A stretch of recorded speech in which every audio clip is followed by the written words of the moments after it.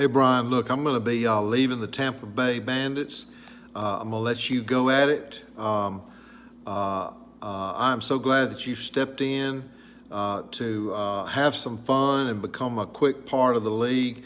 I think a lot of guys are glad to have you. Tampa has been an unsettled team throughout its history of our 6 years in the league. But look, this is a keeper league, and you can keep up to three. There have been years in the draft where almost everybody kept three.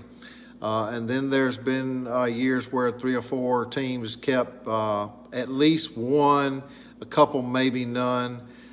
You're sitting there with Alex Smith. Quarterbacks are valued very high in this league. I think that Alex is a good keeper for you. And I'll tell you why. I think that there are going to be several teams ahead of you in the draft that are going to not keep any.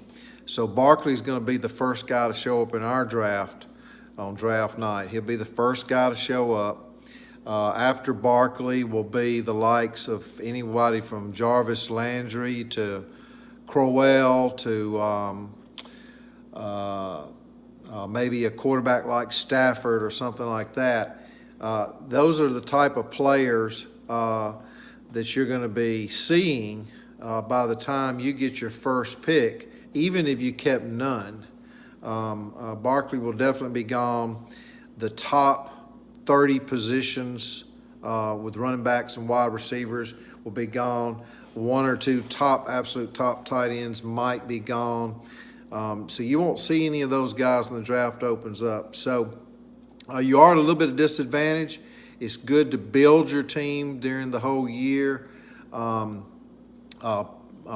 play things out right, and by the end of the year, even if you don't win in our league, you end up with a good set of players for the next year. We do some negotiation, trade for draft picks stuff. You've missed most of that. It is what it is. This is where this is where the previous owner left the team. I just got on the team briefly to have someone on the team. So it's yours. Study the settings. I will have a video out. Now that you're in the closed group, you can look at videos of me in the past talking about certain situations, certain rules. That involves some time to sit down and do that. I think I'm just so glad you've jumped in and that you're going to learn this as you go. All scoring is divided by 7 points. This makes the scoring in the games actually really close, like 24-18 or 24-23. We have some point down to tenths of a point difference. So, but it always the scoring all balances and works out as far as me breaking down. I've had some to get down into almost the hundredths of a point. So the games are close. It's hard to keep up with the scoring a little bit because it's quite a bit different. But it really is what it is, Brian. If a player is valuable in any other league, he's just as valuable in our league under this scoring system. It just brings it a lot closer when the scoring is much like that of a real game. We do have these extra positions. The defensive player position and the head coach. Those are, you need to look at your scoring settings there. But a head coach, you want to just get a winning head coach. You want to pick a head coach. The draft's going to make you pick a head coach. The draft's going to make you pick all positions. However, one thing that if you don't stay with the draft the entire time is that toward the end, if you were to leave out, I have set your auto draft pick to pick the right players. But if you did leave the draft, there is a chance you'd pick up more than one defensive player and one less of a key offensive position. So it's going to make you pick all the positions in the roster, at least one player in them. But for some reason, it picks these defensive players toward the end of the draft if you're not there. They'll even pick them even early in the draft if you're not there. So it's painstaking, but attending the whole draft is almost absolutely necessary in this league. Other than that, some teams, Michigan Panthers, Jacksonville Bulls, they've got great players. because they're great fantasy football players. It's a cumulative thing throughout the year to accumulate these players and then hold them and have them and be able to negotiate them the next year or play your hand however you wish.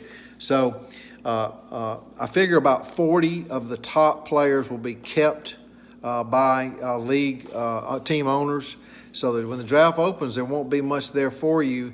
But your draft pick is your draft pick, and your draft pick that you pick, let's say you keep Alex Smith, which I think is a good thing to do. You're not going to get much better than Alex Smith. Our quarterbacks are really valued, really high. So I would suggest keep Alex Smith in your second round. You're going to get a pretty decent running back. He's not going to be one of the big stars, but your draft pick and your selection at that moment can be a great decision, and you're on your way. Look, if you have two really good players in this league, consistent players, you're doing really good. If you have three, you're probably going to win your division. If you have four really good players that you choose through the draft that really hold you together, and you never let them go all season long, you've had a great draft and you've done your job. And that's what you see in teams like Mark Niemi and Phil Wilfong with the Bulls and the Panthers. Those are two great players. All right, look, Brian, if you have any other questions, ask me. I would just say dig in at draft night. If you drop Alex Smith back in there, you're going to see Alex Smith again. You'll be able to pick him back up. That's the one thing you can do, is you can drop Alex Smith and keep none. I don't think your keepers are set to keep anyone at this time. If you have any questions, please ask me. If you want to do a quick video, you can do that if you're capable of doing that. PM it to me on Facebook, and we can discuss a lot really quick. I have exchanged phone numbers before, and I'll be glad to do that too. So we're just glad you're there, Brian, and I think other guys, like I said, are glad to have you aboard. Ask me or Kyle. He is the co-commissioner. He is also very helpful and will help you. But he's slick now. Don't let him pull any tricks on you. All right, man. Thanks.